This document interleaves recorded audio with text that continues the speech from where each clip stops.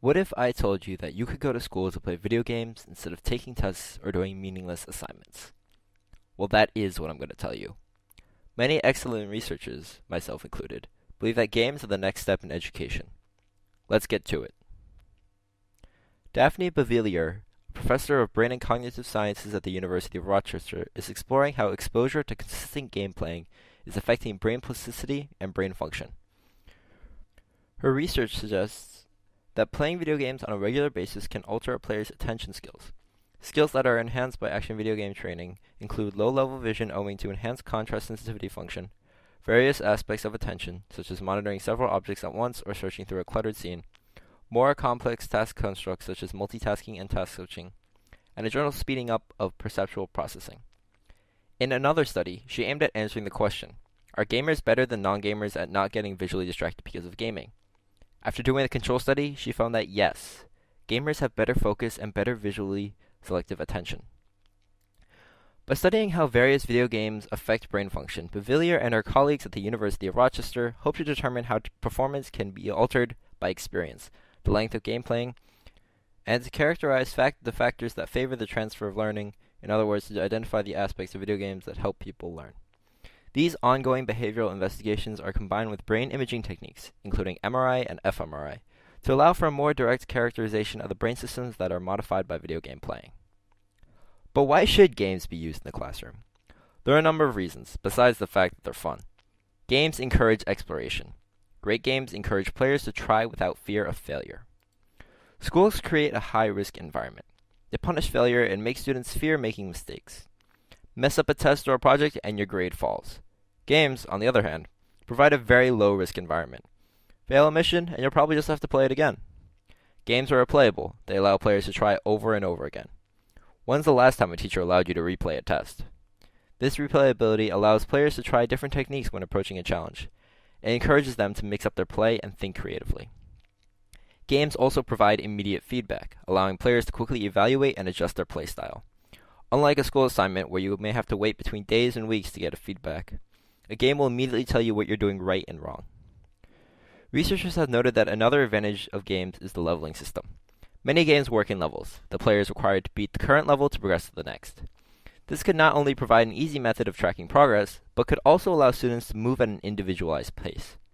Instead of forcing 24 students to sit together in a classroom and move at the same pace, games could allow each student to progress and learn at their own comfortable speed. Not every aspect of a game is helpful towards the learning process. Excessive violence, engaging in criminal activity, these are the aspects of games that we don't need in the classroom. What's important to recognize is that many current games would not be effective in a learning environment. However, a specially designed game with the constructive characteristics of popular games could better our education system. The question of using games in the classrooms isn't a new one. Many universities have been doing research on the concept of integrating games into education. MIT has a research division called the Education Arcade, which explores games that promote learning through play. Yale's Play to Prevent Lab develops and assesses games for 5 to 11-year-olds, focused on math, science, computer programming, and sustainability. James Paul Gee, a professor of literacy studies at Arizona State University, and the author of What Video Games Have to Teach Us About Learning and Literacy, stated that game players are continually using their knowledge to solve problems. They need to know, for example, how much energy they need to jump over chasms, which tool to use to open doors, and which weapons to use against particular foes. At the end, there's a super test. If you pass, you can take it to a new level. Based on these principles, Gee and others are developing new methods of assessment that immerses students in virtual worlds to measure abilities that are difficult, if not impossible, to capture on pencil and paper tests, such as the ability to solve problems and conduct scientific inquiry. In some cases, these assessments are also learning experiences, because students receive instantaneous feedback as players do in actual video games. Professor Bavillier stated that while these brain functions could develop with all video games, action games push the speed of learning. She said that action games have diverse environments that don't let gamers lose attention. They also let gamers explore the environments, and this is good. Most also have a reward system for completing actions successfully, which has been shown to be a strong motivator to playing. And while she has not yet studied how increased attentional skills and other brain functions affected by action video game playing can translate into classroom learning, other researchers at the University of Oregon have begun these studies. Bevelier believes that in terms of education, the next step should be to take the violence out of action video games and use the same brain-building characteristics in these action video games to make high-quality educational games. Michael Levine, executive director of the Joan Gans Cooney Center, which works to answer the question whether well-designed educational games can reshape the nation's approach to learning and growing, stated that 75% of American children play computer or video games, and that they believe that the demonstrated potential of digital media, wisely guided by adults, could become a game changer in advancing children's prospects in the decade ahead. Let's be real. Our education system is flawed. The fact that by the age of 15, most teenagers would rather do anything else than go to school reflects a problem in our system. By high school, a lot of education in the U.S. becomes a factory where students go in and grades come out. And like any factory, there are harmful byproducts which include excess stress, sleep deprivation, and a number of other wonderful things. For me, there is no definite moment when school became about grades and not about learning. However, I do remember hearing the words over and over again from my fellow students. I don't need to learn that. It's not on the test. Whether it's games or some other approach, one thing is clear. We need to fix this. Games can teach kids to be enthusiastic about learning. One of the biggest problems with public education is the lack of interest that many students show towards learning and school. As students progress, more and more of them show disinterest towards attending school. But most kids will like games all throughout their childhood into their adult life. If we could integrate games in education, we could utilize the fun aspect of games to make students associate learning with fun. We could blur the line between learning and playing. One of the biggest responsibilities of the education system is to teach students to want to learn. That way, later in life, they'll continue to explore and educate themselves about the world even without a teacher hovering over them. The point is not to replace schools with video games. No one is claiming that playing 8 hours of Assassin's Creed is a better way to learn world history than an actual class. It's not. However, games can be used as tools in classrooms to make learning more interesting and more effective. One of the greatest advantages of video games is the emotional response they can create within a player. Games can teach people about depression, loss, sacrifice, and morality, complex topics that can be difficult to explain in a conventional classroom. By allowing players to experience hard choices and loss through characters and storylines, people can see the virtual consequences of certain decisions without suffering in the real world.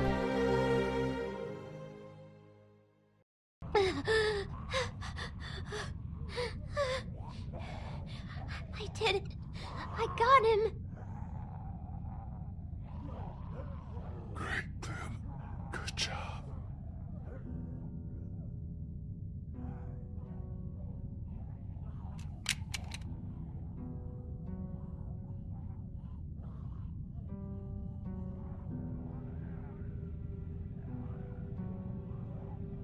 Hey.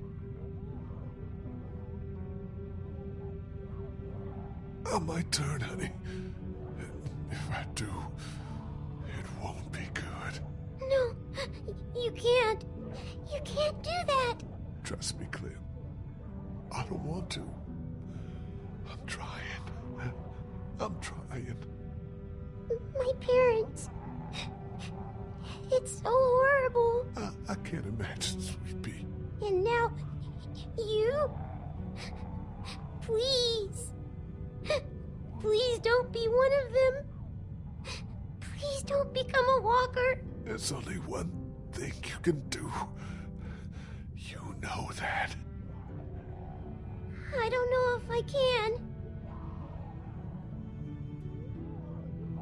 You have to shoot me, honey. Lee, no.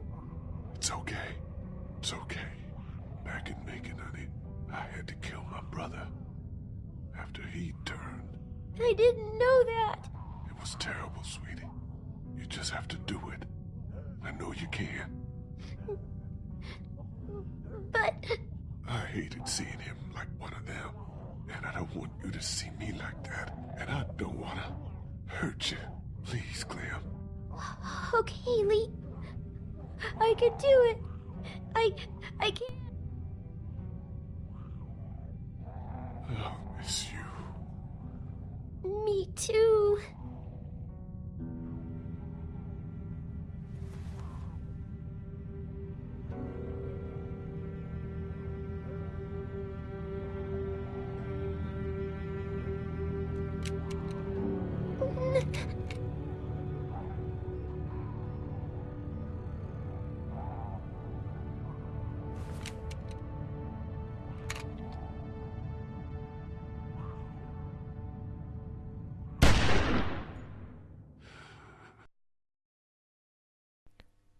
So what happens now?